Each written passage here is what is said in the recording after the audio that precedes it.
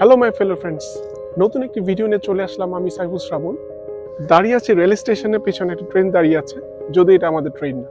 আমরা অপেক্ষা করছি আরো একটি ট্রেন যেটা এই প্ল্যাটফর্মে এসে দাঁড়াবে।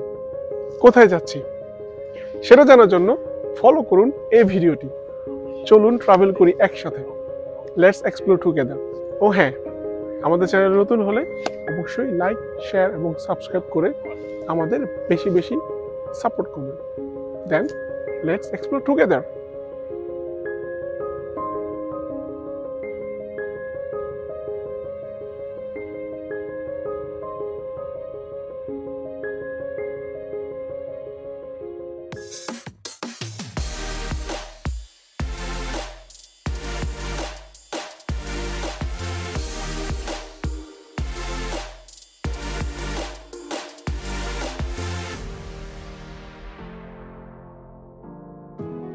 আমরা আমাদের জার্নি শুরু করেছিলাম হ্যামবুর্গের যে আলটোনা স্টেশনটা আছে সেখান থেকে। ট্রেন চেঞ্জ করার জন্য যে ট্রেন স্টেশনটা এখন আছে সেটাকে বলে এলমসহর্ন।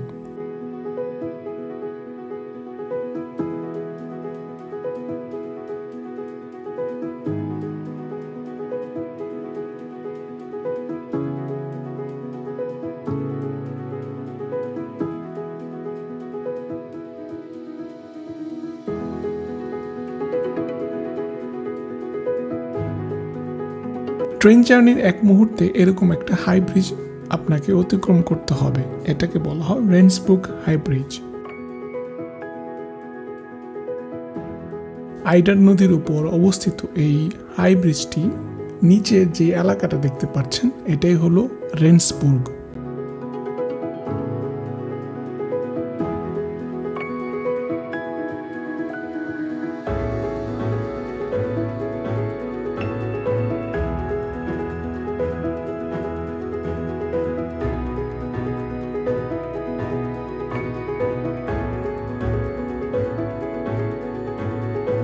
প্রায় 2 ঘন্টার বেশি জার্নি করার পর এমন একটা মেঘলা দিনে পৌঁছালাম ফ্লেন্সবুর্গ সেন্ট্রাল স্টেশনে।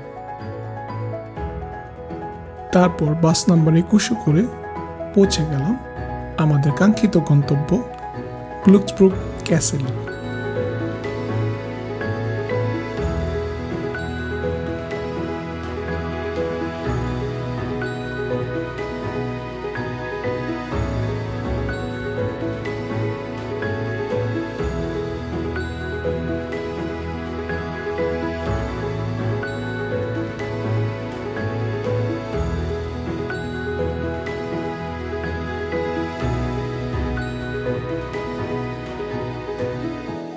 বাস থেকে নামার পর ক্যাসেলে যাওয়ার জন্য আপনাকে শ্লস পার্ক বা ক্যাসেল গার্ডেনটি অতিক্রম করে যেতে হবে।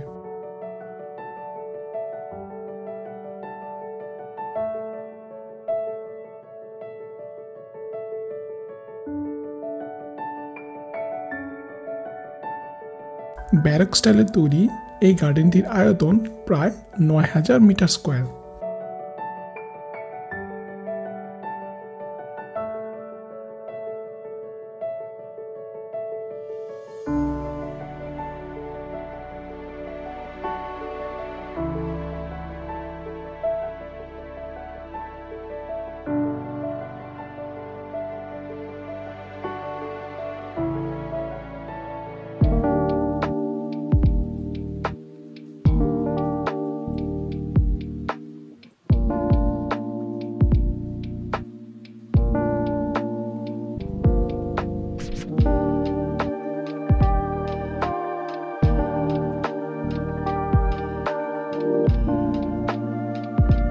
যেহেতু গ্লুকসবুর্গ ক্যাসেল লেকের পাড়ে অবস্থিত, তাই এই গার্ডেনটির পাশেও রয়েছে লেক।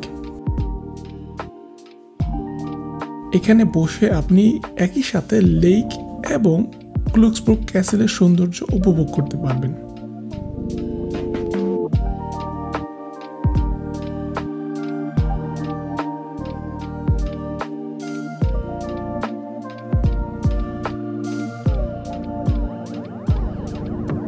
ফ্লেন্সবুর্গ শহর থেকে প্রায় 30 মিনিট বাসে করে গ্লুকসবুর্গ এই ক্যাসেলটি দেখার জন্য আসলাম। এটা 1200 শতাব্দীর ক্যাসেল। স্লেজবিক হলস্টাইনের যেই টপ অ্যাট্রাকশনের মধ্যে এই ক্যাসেলটা পড়ে। আপনারা ফ্লেন্সবুক আসলে অবশ্যই এটা ঘুরে দেখে যেতে পারেন।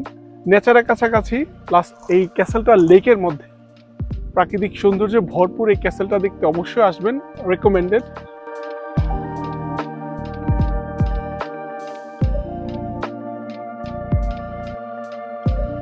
গার্ডেনে কিছুক্ষণ হাঁটাহাঁটি করার পর আমরা লেকের পাড়ে কিছুক্ষণ বসেছিলাম।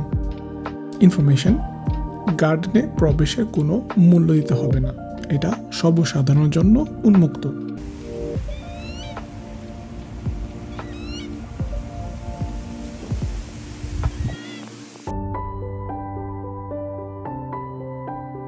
এখন আস্তে আস্তে গার্ডেনের রাস্তা অতিক্রম করে ক্যাসেলের দিকে যাওয়া যাক।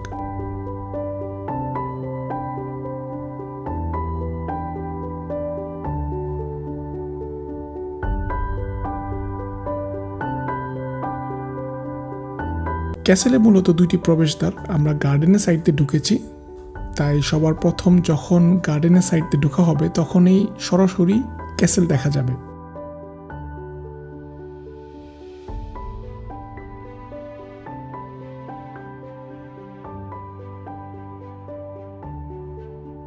ঠিক বাঁ পাশে রয়েছে টিকিট কাটার স্থান, তার একটু আশেপাশেই রয়েছে পাবলিক টয়লেট।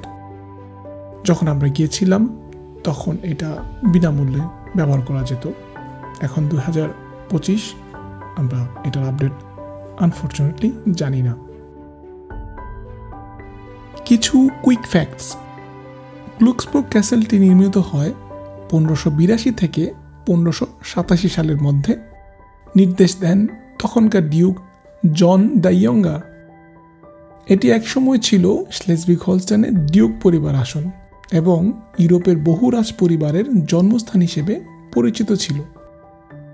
এখান থেকেই হাউস অব গ্লুক্সবুর্গ নামে পরিচিত এবং রাজবংশের সূচনা হয়, যারা আজও ডেনমার্ক, নরওয়ে এবং গ্রিসের রাজপরিবারের সাথে যুক্ত।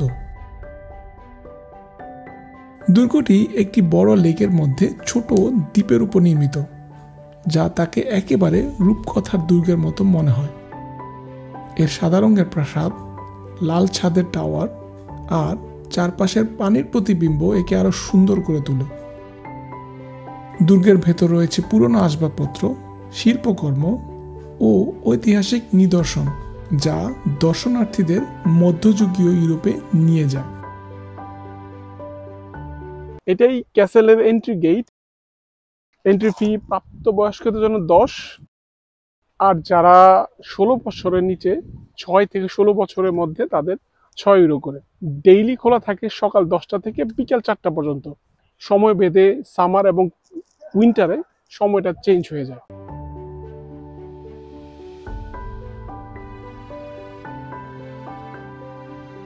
ক্যাসেলের চারপাশে হাঁটার পথ রয়েছে, রয়েছে বাগানের প্রাকৃতিক সৌন্দর্য। লেকে নৌকা করেও ঘোরা যায়।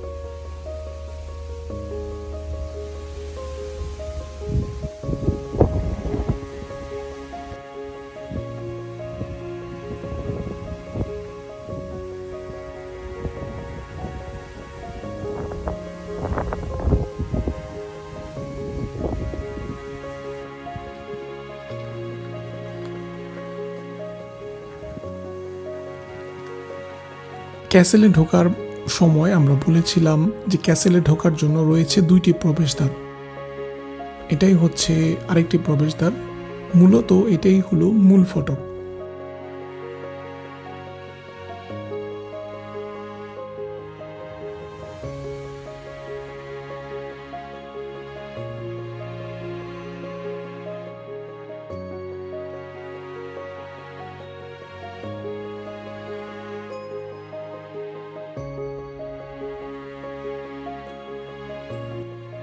লুক্সব্রো ক্যাসেল সাদা রঙের এই প্রাসাদটি একটি বড় হ্রদের মাঝখানে দাঁড়িয়ে আছে, যা তাকে আরো রহস্যময় ও মনোমুগ্ধকর করে তুলেছে। প্রাসাদের চারদিকে পানির প্রতিফলনে মনে হয় যেন এটি পানির উপর ভাসছে।